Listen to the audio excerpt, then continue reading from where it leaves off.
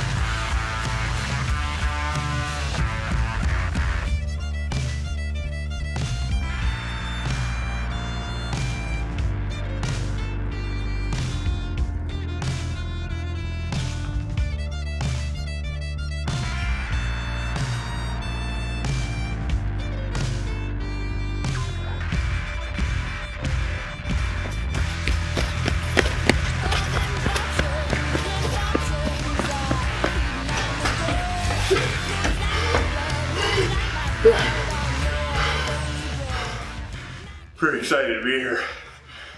Welcome to Junk Ditch. I'm Todd. What's up, Todd? How's it going? Come on in.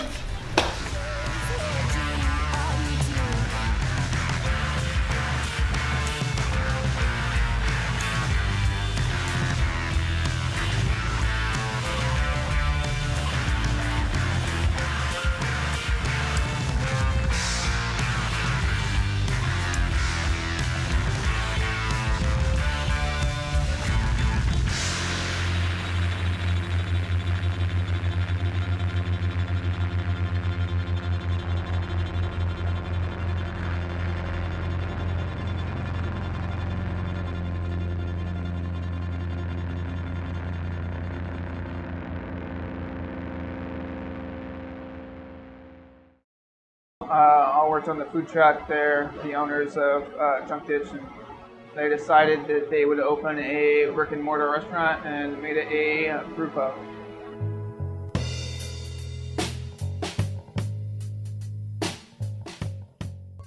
So our grain room's upstairs. When we get a grain delivery, we plop it down on the pallet comes in to the warehouse side, and we basically have to lug the bags up a flight of stairs through the empty warehouse and through a door and into the grain room, and that's where it lives until it's needed. We also have our mill up there, so what we end up doing is milling into totes. The max capacity of these totes is probably 75, 76 pounds. One of our beers, we can really get up there. But mill into 4 or 5 totes and bring them downstairs, and then we just manually dump it into the mash tun We have a 120-gallon mash tun, 3-barrel system, so that works for a small 3-barrel system. We have six barrel fermenters, so it'll be 2 knockouts to fill 1 fermenter, and 2 brights behind me in the corner, and so we can always keep beer moving. And yeah, that's pretty much the system. In the sky, shine quite like they used to. So what are we making today? We're making a Kolsch today, Todd. Oh, that sounds pretty nice. Yeah, we're gonna funk it up a little bit That's with. pretty cool. Edit that. This is gonna be an interesting Kolsch because we're gonna add lactose towards the end of the boil, and then after fermentation, we're gonna add some vanilla beans and some peaches. So it's going to be like a peaches and cream Kolsch. What do we got in the grain bill there, Todd? We got some Pilsner, some Grace Pilsner, and a little bit of white wheat malt. All right. And I think I threw a little bit of Munich in there as well. Okay. Are we using just like a straight up Kolsch yeast for this? Yep, we are using White Labs cold yeast. Keeping it simple. All right. What are you thinking for fermentation temperature? About 75. About 75, maybe Something like push 80. Really bring out those esters a little bit. Maybe normal ale, like 65, 66. So. Okay. Sounds good. So we should end up with something pretty crisp and clean, malty. The vanilla will give it kind of, it'll complement the lactose that we put in there, make it sweet and creamy. And along with those peaches, I think it's going to be a pretty killer beer. Yeah. Can't wait. Hey Dave, you know what time it is? Time for a beer run? Oh yeah! Yeah! Hearts of age, still I climb up this street and always save some late. Okay, it's time for a beer run. What are we drinking here, Todd? So this is our IPA. It's Goulden Oats, Goulden Oats. It's actually an oatmeal IPA. About 25% of the grist is rolled oats. It comes from Hawkins Farm out of North Manchester. So we get our rolled oats locally. What kind of hops are in here? We have Simcoe and Amarillo. So a little bit more toward the Amarillo side, so you get a lot more of that Amarillo character.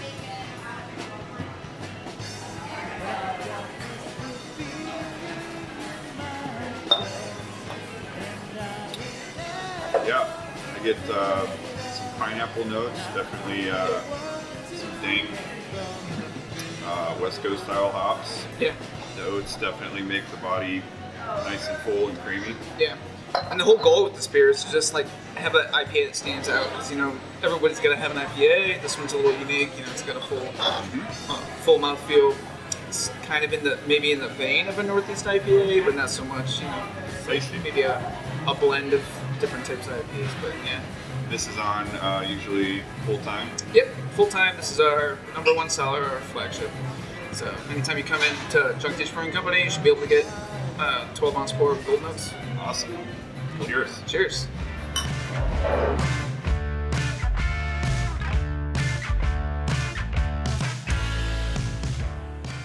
I started off with a buddy of mine home brewing, and we just really got into it. And he and I actually both applied to the same job at Mad Anthony for sales and customer service, basically. And he got the job. And when Junk Ditch was opening up, he and I applied for the same job again without knowing it. And he got the job because of his experience with the previous brewery. And I just kind of stopped in and volunteered once a week, just to kind of be in here and be around it and just pick up some more knowledge on it, and that ended up eventually being a full-time job, so it worked out well. Yeah, now I'm the head brewer.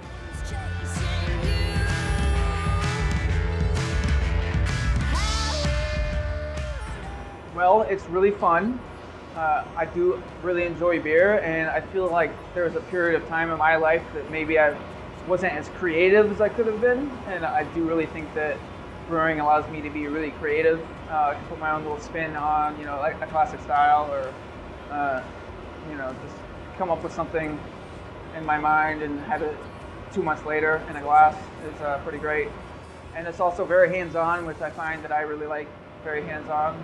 So it just suited me really well. I originally studied political science, so it's kind of like people, always ask me how the hell did I get into brewing from studying political science, but it's just kind of like that for most brewers. I find they study something or go into some field, and then it's always a passion. They branch off and go into brewing just because they're so passionate about it.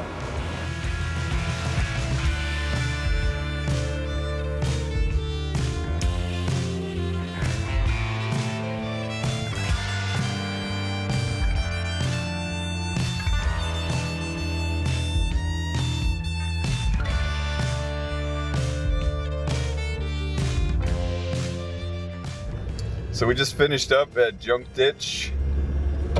Big thanks to Todd Stone again.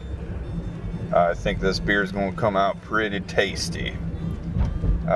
He treated us to a nice lunch today, a couple beers. Thanks again. We'll be back up here in a couple weeks with Summit City. We'll be brewing a beer with them, and hopefully right around that time we'll be able to sample the beer we just made with Todd.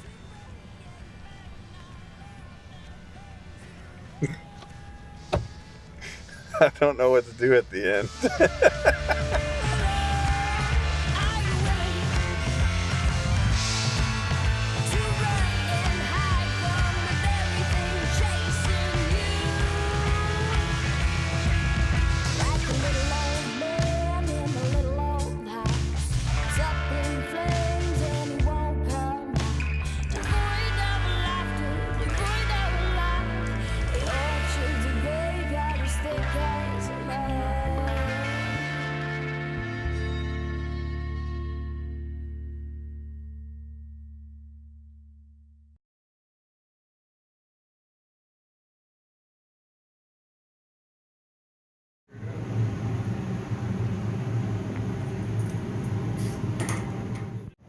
Good job, Brian.